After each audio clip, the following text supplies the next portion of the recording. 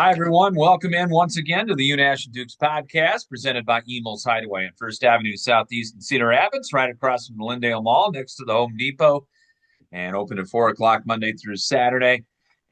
Big thanks to those folks. Thanks to everybody. Word's starting to get out more and more. Got more subscribers, more people commenting, thanking us for bringing you the podcast. Continuing our great tradition of sports talk on a local level that we have done these many years slash decades. So get the word out even more out there. Scott Unash, Mark Dukes with you. It's Wednesday. That means we talk wrestling with Mark Ironside, courtesy of Kurt Gustafson Agency of American Family Insurance. Kurt located on Johnson Avenue Northwest in Cedar Rapids. He's right across from the Johnson Avenue Hy-Vee. Stop on by and talk to him about all of your insurance needs. He'll bundle all your policies, help you out, give you the best deal possible, and nobody better than Kurt out there. And we do appreciate him sponsoring the segment of Mark Ironside, who joins us here on a midweek edition of the podcast. And how are you, Mark? Ready to go? You packed for Penn State? Oh gosh, no. I'm always a last minute packer. It doesn't take me long. I'm not a big suitcase guy. I'm gone though Thursday, Friday, Saturday, Sunday, so I have to pack a little bit, but I mean, little just carry-on is all I'll need. Yeah. What about Steven? Is Steven, I think Steven's probably an organizer. Yeah, Steven is he's definitely the organized out of us too. He has lots more to organize. I'm very, very lucky. I don't have to organize anything from the radio stuff. I don't have to worry about equipment. Like I've said many, many times, I literally just show up, put the headset on right when we're going on air and just start talking. I got the easiest job in the world. I don't have to worry about getting credentials, media credentials. Steven takes care of everything, which reminds me, I always give him a little bit of my pay every year, which is a ton in the radio business, as you guys know. But for handling all my invoicing, setting up credential stuff or whatever, if you want me to do this, that's how it's got to be. It's just not me. I will show up, I'll put the headset on and I'll talk, but that's all the further my knowledge is going to go. Well, turns out, Mark, that the Iowa Hawkeyes are packing almost a full lineup, as it were. Maybe not the same as it was at the beginning of the season, but what about the lineup? What do you see? Voinovich and Ferrari and Bailey and on down the line. Um, I'm kind of surprised at 57 that Voinovich is getting the nod, to be honest with you. And I'm not saying that in a derogatory way towards Voinovich. I just thought Williams was more so the guy, the commanding guy there. Um, I don't know. I don't know. I don't ask questions. I really, really honestly don't. I'm in the room a lot more these days on a regular basis, and I love having conversations with Tom and the guys and stuff like that. But when it comes to those big decisions, I don't ask. I didn't ask at 41. I didn't ask at 57. So those are decisions that Tom gets paid to make, and then that's on them. So I don't know, but I was surprised a little bit by that one. No wrestle offs. Thought maybe they'd have wrestle off of 41, but no wrestle off. Just that was Bailey. And then we got Ferrari back at 84. I think he's ready to go. I'm sure he's chomping at the bit. And then, as we expected, Gabe Arnold moving up from 74 to 84, now to 97 again. So that should be interesting. And Gabe is strong enough and athletic enough and a good enough wrestler. He can definitely be competitive there. Looking at this, they're taking top 10 there. We're a 13 seed. So taking 10 guys at 97, and I don't think it's too deep of a weight. So I think that Gabe should get into the national tournament at 197. So I'm looking forward to Gabe Russell at 97. I know that he's excited about it too. He's a great team player, whatever his role is, whether it's 74, 84, 97. hey, put me in coach. And that's the type of kid you want to have on your team. It is, and I'll say this about the pre-seed, the seeds. I think Iowa has an opportunity to wrestle well above their seeds. Um, you know, is it going to be easy? No. There's a few eights here, which means you're going to have to face the top seeded guy early. Get that. There's going to be a lot of tough matches, but I think the opportunity is there for Iowa to wrestle quite a bit above their seeds. What do you think? I agree 100%. I think that some of our seeds, you're kind of like scratching your head and shaking your head a little bit. I think Kale Sanderson's doing the same. I did have a conversation with Tom 2 days ago, I think, about the seeds and the system. And this is the first time in history that it hasn't been a coaches poll. Most all the other conferences have been doing it like this, basically how they see the nationals through an RPI type system and number of matches, and there's all kinds of different criteria, but it's basically computer generated. And obviously that system is faulty.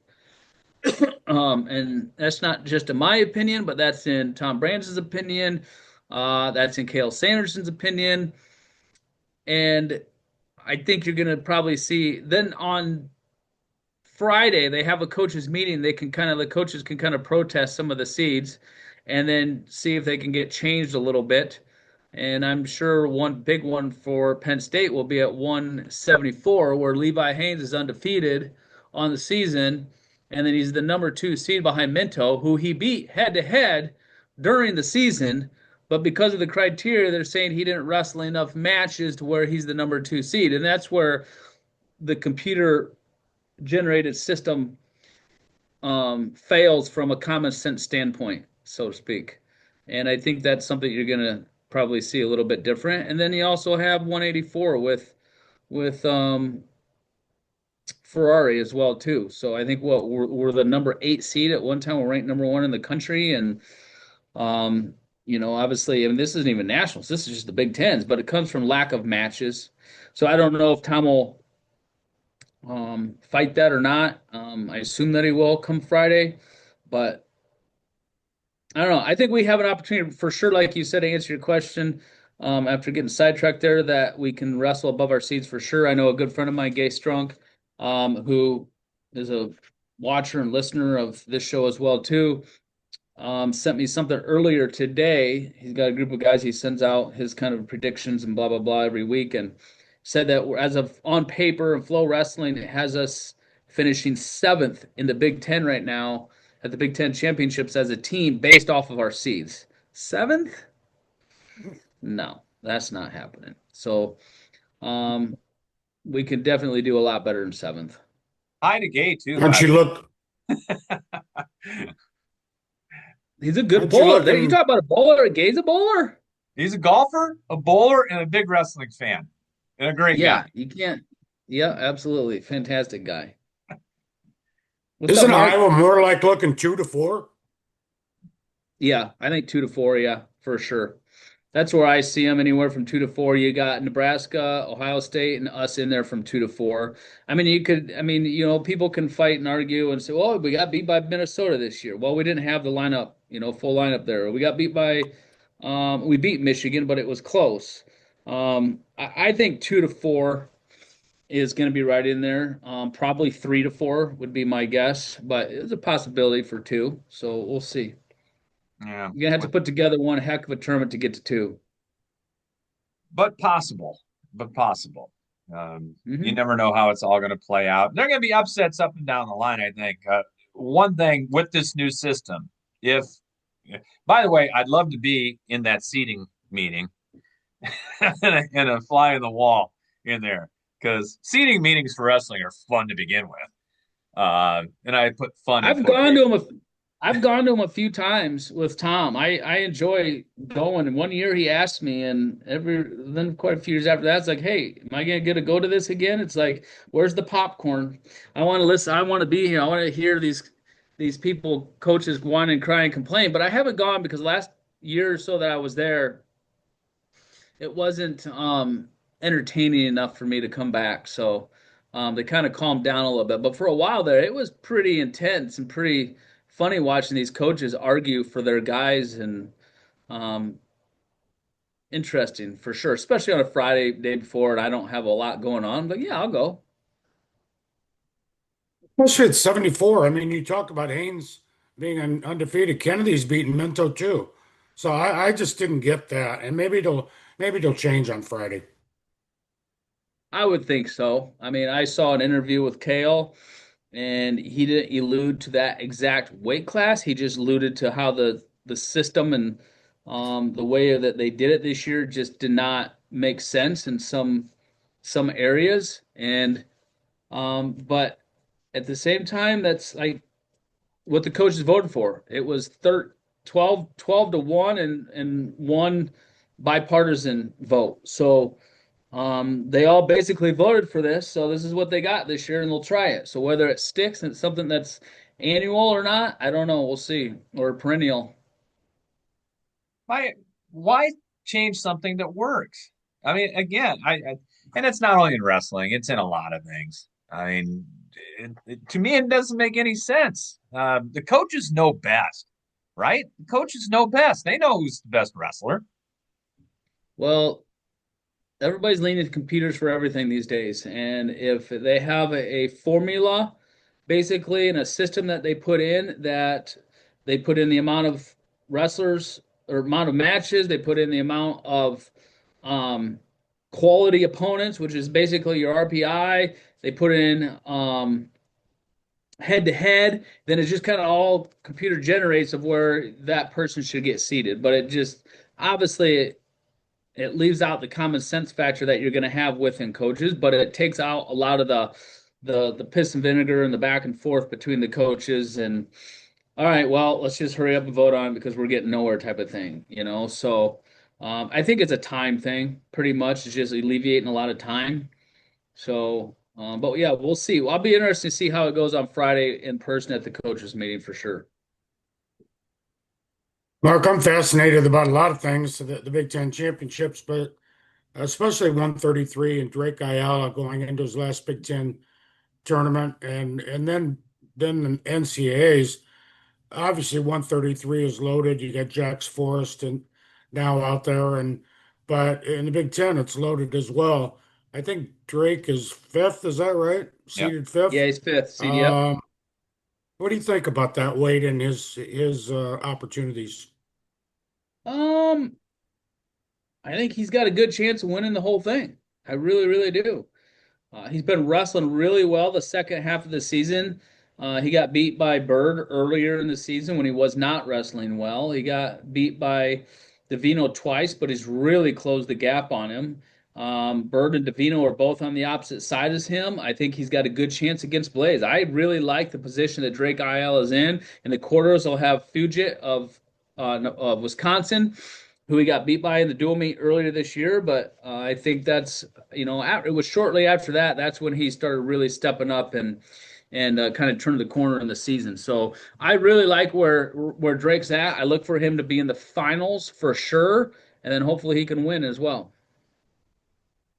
It's going to be a great atmosphere there, no doubt. I mean, Penn State is going to be a good host, and Kale's going to make sure they're a good host out there. Uh, it'll be fun. It's a long trip, I know, but it's going to be a fun weekend of wrestling out there. Yeah, I mean, Penn State fans, they're knowledgeable. They're behind their team. I mean, that's the hottest team in America, and it has been for years. I mean, they show up to the Nationals every year. I assume Bryce Jordan Arena is going to be literally pretty much full. I mean, full. So, which reminds me, I need to pack my binoculars for sure. I should make a note of that right now so I don't forget. For two of them actually, one for myself and one for Steven, because I know we're going to be up in the suite, up in the rafters. So I definitely have to bring binos. But anyway, that place will be packed. It'll be fun. It'll be a great atmosphere. Obviously, a home field advantage for Penn State, and they'll do a good job hosting the tournament, like you said. Should be plenty of warm up area. Should be plenty of area for camps for each team to have their own camp. So it should just, I mean, they know wrestling there. So and it's a good, easy town to get around in with restaurants and so forth, whatever. So I look forward to this trip and to the tournament. I'm sure it's going to be run really well and smooth, and hopefully the Hawks give us something to really come back from and be excited to go to the national tournament. We haven't talked a whole lot about Nasser Bailey, who was number 4 at 141, and he's an experienced guy. Maybe he hasn't had the year that people expected, and we haven't seen him for a while. What do you think about Bailey and 141? Like you hit the nail on the head. We haven't seen him for a while, so I don't know. I don't know if he's how healthy his finger is. I don't know if it was like a just a dislocated finger, if it was actually broken. I don't know. I haven't even seen him on the mat. So I don't know what to expect there. I really, Hmm. really don't. I can't really comment. I don't know. I'm gonna be interested to see how that pans out for us. Let's just say that. But to your point, he's got experience. He's been in the tournament before, been All American. Um, 41 is not a deep weight class. And so, I mean, I look for us to make the tournament for sure. How we do there, yet to be determined. How healthy he is, yet to be determined. They're taking 7 there, and man, I hope that at that weight class we can finish top 7 for sure. That's not a very deep weight nationally either. But a lot of the top guys just happen to be in the Big Ten, including the 2-time defending national champion Jesse Mendez out of Ohio State, which we're on his side. Right. The goal is to get everybody through this and get them to Cleveland. I mean, yes, you want to do as well as you can. You want to do well as a team, but you want to get all the individuals to go to Cleveland.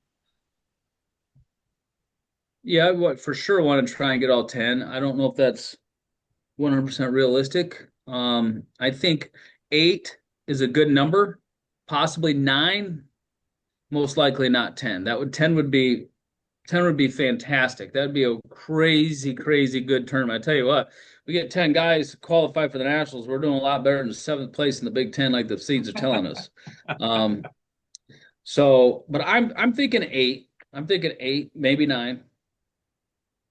But we're gonna have to step our game up. There's no doubt. We're gonna have to step our game up and wrestle better than we've wrestled throughout the season as a team as a whole. And there's no better time than do it than right now. I mean, this is the time. This is Big Tens, and I really like the atmosphere in the room. I like the kind of the attitude from the guys. I feel like it's a new season, like a new beginning. I feel these guys are excited. They're eager.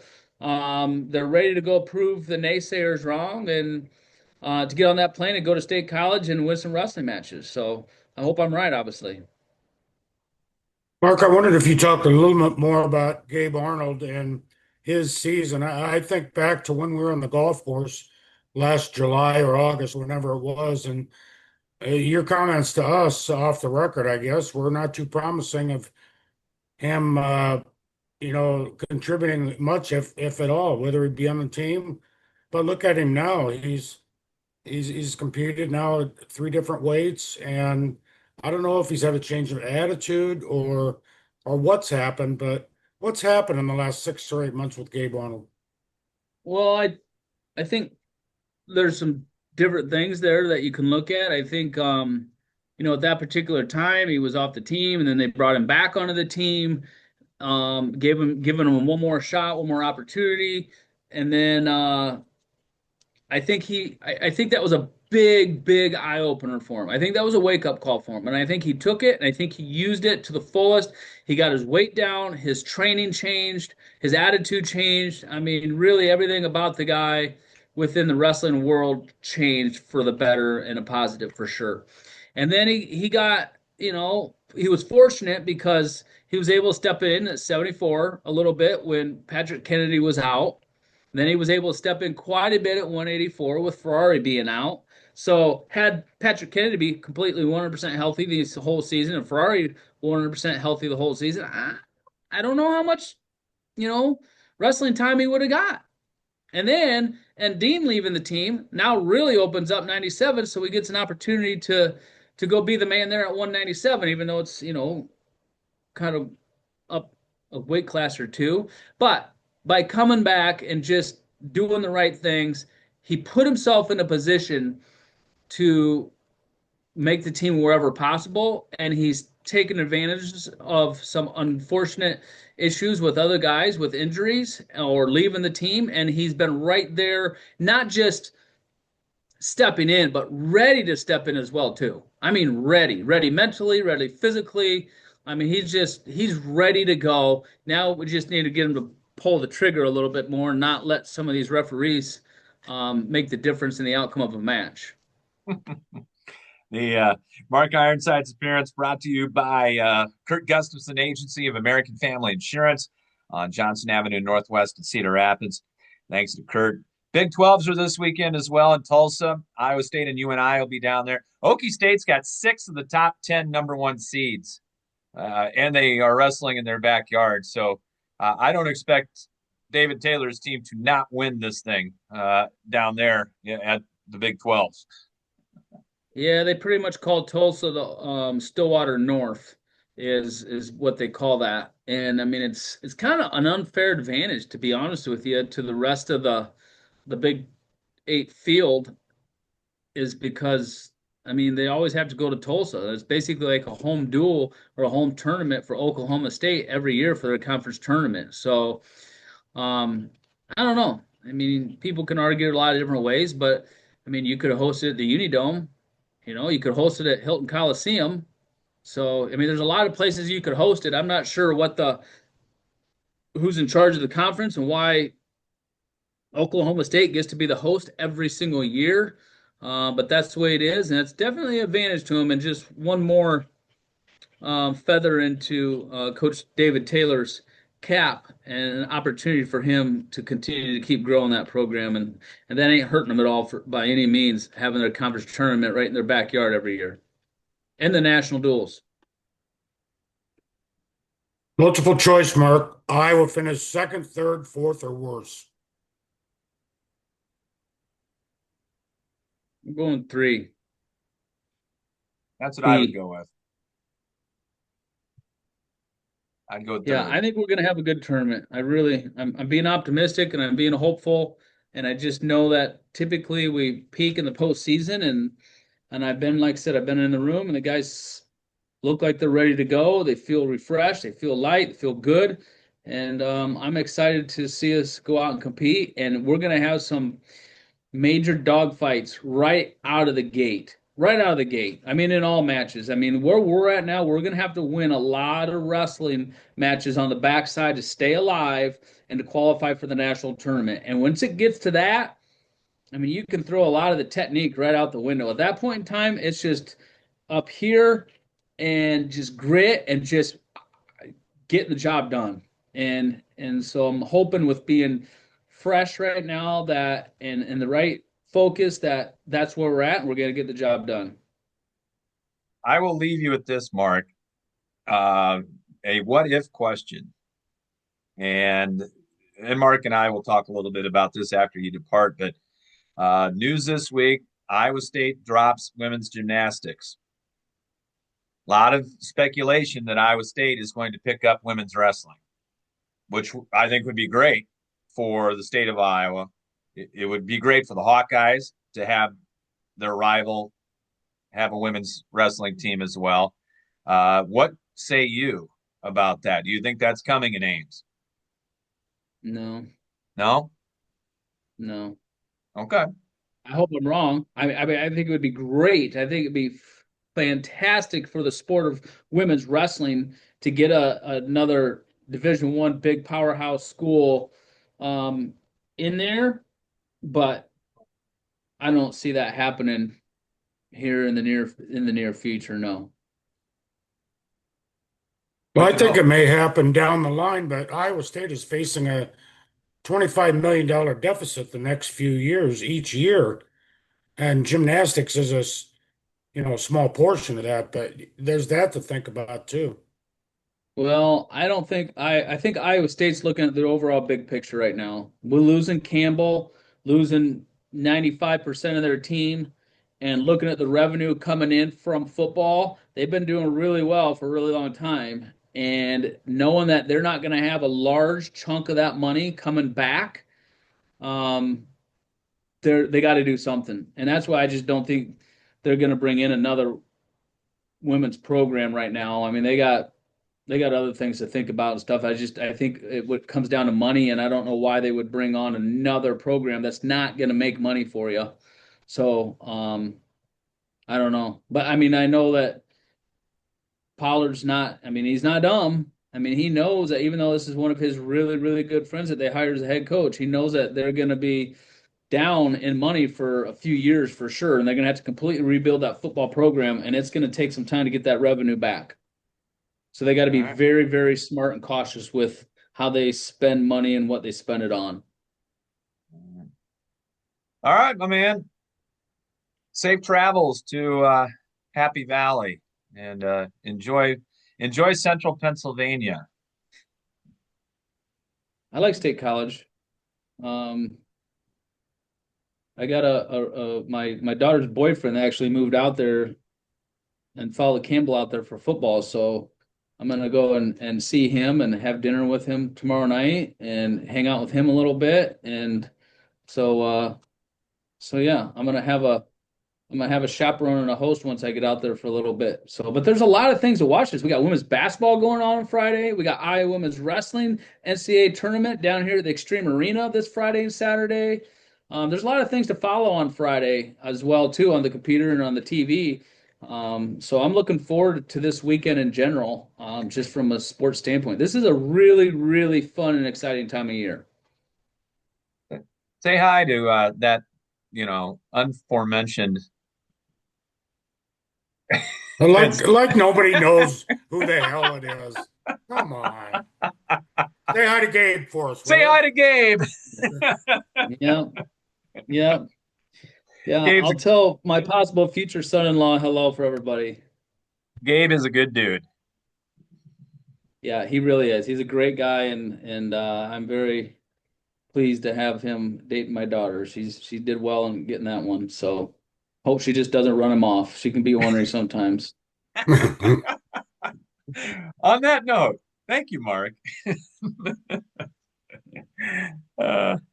We'll talk next week. See you, Marcus. All right, we'll have lots to talk about next Wednesday. Sure will. All right. Mark's appearance brought to you by Kurt Gustafson Agency of American Family Insurance, located on Johnson Avenue Northwest in Cedar Rapids, right across from the Johnson Avenue Hy-Vee. And always good to talk with Mark. All right. See you guys. Bye. See you, Mark. Oh, there we go. Well, let's see. We plugged Gay. We plugged Gabe Burkle. Anybody else you want to plug on the show today? No, well, let's plug Prairie and Xavier making it to the Boys State Tournament. You had a call last night, and yeah, that's all good. I got to tell you, that was about the most fun atmosphere for a basketball game that we have had locally, maybe in 14 years, since the last sub-state final in 2012, the Marcus Page game. Yeah. At Prairie, with people 5 deep standing. It really brought back memories of the 80s again, of Metro basketball when it was at its peak. And yeah, it was fun. And tell you what, Josiah Harrington is a heck of a player. Iowa State is going to get a good one. And North Scott's got every one of those guys back next year. And they're going to they could be preseason number 1 going into next year. And Prairie won't be too far behind, although they lose a couple of good seniors out there. But watching 2 D1 guys guard one another was pretty fun. Faison playing football and Harrington playing basketball. So that was a good time last night. I want to thank all our great sponsors who mentioned Emil's Hideaway, First Avenue Southeast in Cedar Rapids, right across from the Lindale Mall next to the Home Depot. We talked about Kurt Gustafson. Also want to talk about Hunt Graphic Innovations, our friend Todd Hunt. Bim Ritter Sportswear, downtown Cedar Rapids, our friend Gary, and then, of course, our friend Dr. John Woolner at Epiphany Dermatology on Council Street, northeast in Cedar Rapids. All great sponsors of the Unash and Dukes podcast. we touched upon with Mark Ironside what's going on in Ames. A tumultuous week, to say the least. Jamie Pollard coming out with an 8+ minute video to Iowa State fans after the announcement of the uh, dis of the stopping of the women's gymnastics program, which was a mess this year. Um, Says there is going to be something that is going to take its place. Mark Ironside does not believe it's going to be women's wrestling. There are people saying it is going to be women's wrestling. I don't know. I know Iowa State is in big financial upheaval. Um, I don't know what's going to happen in Ames. There's a lot of question marks going on right now. Yeah, the specifics of what went on in the gymnastics program is pretty unclear. I mean, the statements are about coaches, players, and even parents at odds with one another, and to shut down the season, number one, and then to end the program altogether. Uh, there's a lot there that I think we don't know, but nevertheless, the gymnastics is going to be shut down. It'll never happen, but I'd love to see baseball come back. Never happened. It's been gone too long. Cap Tim is overgrown with weeds, probably. I don't know. They still play Captain Field, intramural that is. baseball there Did it? Okay. and club baseball, I But should say. if there's going to indeed be a program added, I think wrestling would be a strong candidate.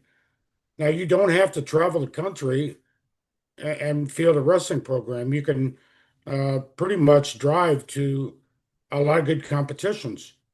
Uh, Therefore, the expenses wouldn't be a tremendous through the roof. I don't know what Jamie Pollard's thinking, but I have to believe wrestling is a strong candidate. Well, for Title IX, something has to replace gymnastics. We know that. Iowa State just cannot drop gymnastics and everybody looks the other way. Something has to replace it. Gymnastics wasn't making a ton of money. It doesn't make a ton of money anywhere outside the Southeastern Conference for the most part. Um, but you're not allowed to just drop a women's sport in this day and age. So something is coming down the line for Iowa State. Now, if you drop a women's sport, you have to drop a men's sport theoretically, don't you? And Yes. I don't see that happening. I don't know what's going to happen, but the whole situation with the women's gymnastics program, which nobody really pays attention to, let's face it. Maybe a few people in Ames and the parents and whatnot, but uh, the bigger picture is the athletic program, and if there's going to be a program added, it'll be interesting to see which one that is. $25 million, though, is a lot, especially in the NIL Yep. age. Um, it's and what the football program obviously is going to look a lot different this fall. Does Iowa State have enough NIL and cash and et cetera, to keep men's basketball happy? Because that's the cash cow right now in Ames. Things are going well. Do they have enough money to keep TJ Otzelberger if somebody comes calling with, backing up the Brinks truck and saying, hey, come to this Power 5 school, blank, whatever it is? And does Iowa State have enough to keep TJ Otzelberger in Ames? I think that's the question.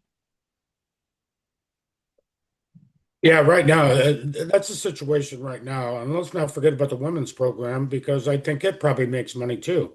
They Correct. sell out all those games.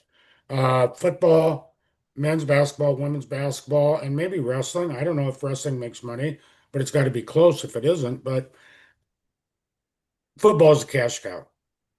And Mark Ironside made comments about, with Matt Campbell leaving, total turnaround in the coaching staff and the roster. Are the fans going to embrace that program as they did with Campbell? I don't think, at the outset, maybe there's a grace period, whatever, but never forget that football is a cash cow and they need money coming into that program first and foremost. Town cannot get here fast enough in Ames Mhm. and open. And the boys state basketball tournament next year Yeah. can't get there fast enough, which will help. I mean, articles I read in the Register that the state tournaments, wrestling, girls basketball, and boys basketball, bring in, gosh, what was it, 8 figures to the Des Moines metropolitan area. And some of that is going to go to Ames now. Got to help Iowa State if they're going to those restaurants around Hilton Coliseum that are being constructed. So, and the hotels around Hilton hotel around Hilton Coliseum that is being put up now. So, help is on the way. It's going to be interesting to see how this is going to play out in the next couple of years in Ames. Yeah, it is. But I guess bigger fish to fry with basketball and wrestling. We talked about wrestling already and basketball tournaments right on the horizon here in the big conferences. So it's gonna be an interesting month of March. It is. Speaking of that, before we go, Mark, got to talk about this. The future of basketball, as far as the court is concerned. Did you see the stunning layout of the Big 12's basketball floor in Kansas City at T-Mobile Center? No. It's not a hardwood court. It is some sort of a glass court that they can put any design on that they want to put down. It is remarkable. It is incredibly fascinating. Is it going to be good for the actual game of basketball? I don't know. Everybody's saying, oh, it's going to be better. I'm interested in the Big 12 tournament now, the men's tournament, to watch how this floor is going to work, and if there are going to be any glitches or any problems, or is the floor going to turn, purple in the middle of the championship game? I have no idea what's going to happen if somebody presses the wrong button. Well, I don't think this is going to be a first. I think Unrivaled or one of those leagues of maybe the NBA All-Star game, somebody used a court like that. Right. I'm really curious though, if they're using a glass court though, when you go to the free throw line and try to find the nail on the floor to line yourself up, how's that going to affect free throw shooting? Random thoughts from Mark. No nail, or they could Nope. probably put a nail in there, superimpose it, right? For guys and gals that are used to it, when I shot free throws, I'd find that nail. I don't know about you. I did too. Yeah. My right foot went on that nail. I went to the left of it, right through there. That's when people practice free throws. Now I know they still do. I'm getting ahead of myself. Not as much anymore. Now it's all 3-pointers. Yeah. At any rate, I'm interested now in the Big 12 tournament even more than I was to begin with March Madness going into the conference tournaments, which are getting started in the smaller conferences right now, and should be a lot of fun. Arch Madness is getting underway. A reminder as well, the Arch Madness for the women is down at the Extreme Arena this year. If you have a chance, go down there and see and help out UNI and Drake as they try to get to the NCAA tournament. It's right in our backyard, so that's going to be fun to see. All right, we will be back coming up with our next episode of the Unash and Dukes podcast. Thanks to Mark Ironside. Thanks to Emel's Hideaway, as well as Hunt Graphic Innovations, Bim Ritter Sportswear, Dr. John Woolner at Epiphany Dermatology, and Kurt Gustafson Agency of American Family Insurance on Johnson Avenue Northwest in Cedar Rapids for all their help. And we'll talk next time, Mark. You got it. Talk later. All right. It's been the Unash and Dukes podcast. Thanks for tuning in, everybody. We'll talk to you next time.